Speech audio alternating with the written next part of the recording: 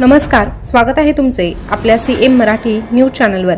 आज पुन्हा एकदा एक नवीन माहिती घेऊन तुमच्यासाठी सज्ज झालो आहोत। घोड्यांमुळे 28 कोल्हापूरकरांचा जीव वाचलेला आहे, पण नेमकं काय घडलं होतं हे व्हिडिओच्या माध्यमातून आपण जाणून घेणार आहोत। त्यामुळे व्हिडिओ शेवटपर्यंत बघत राहा। तसेच तुम्ही सीएम मराठी न्यूज चॅनलवर पहिल्यांदाच आले असाल तर चॅनलला सबस्क्राइब करून शेजारचं बेल बटन देखील प्रेस करून ठेवा, जेणेकरून नवीन आलेली अपडेट सगळ्यात अगोदर तुमच्यापर्यंत पोहोचेल।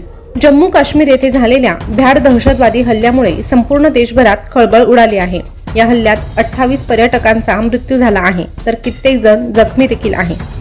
काश्मीरमधील पहलगाम येथे फिरण्यासाठी आलेल्या पर्यटकांवर दहशतवाद्यांनी अंधाधुंद गोळीबार केला। यात महाराष्ट्रातील 6 पर्यटकांचा मृत्यू झाला आहे, तर अद्यापही महाराष्ट्रातील काही पर्यटक जम्मू काश्मीरमध्ये अडकले आहेत, तर काही पर्यटक या हल्ल्यातून थोडक्यात बचावले आहेत।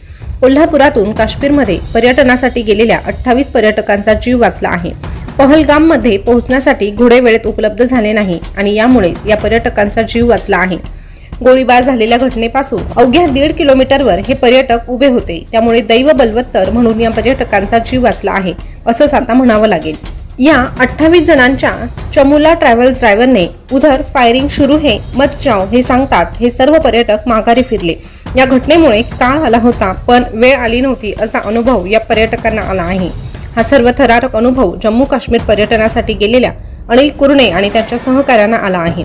कोल्हापूर आणि इतर जिल्ह्यातून काश्मीरच्या पर्यटनासाठी 28 जणांचा चमू गेला होता।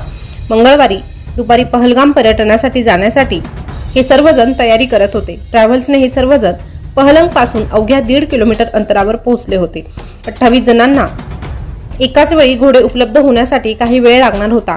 घोडे उपलब्ध होताच हे सर्वजण घोड्यावर बसू लागले। तेवढ्यात ट्रॅव्हलच्या ड्रायव्हरने उधर फायरिंग शुरू है मत जाओ असं सांगताच या सर्वांना धक्का बसला। हे सर्वजण घोड्यावरून खाली उतरले। हे सर्व पर्यटक सुखरूप परतीच्या मार्गावर लागले आहेत।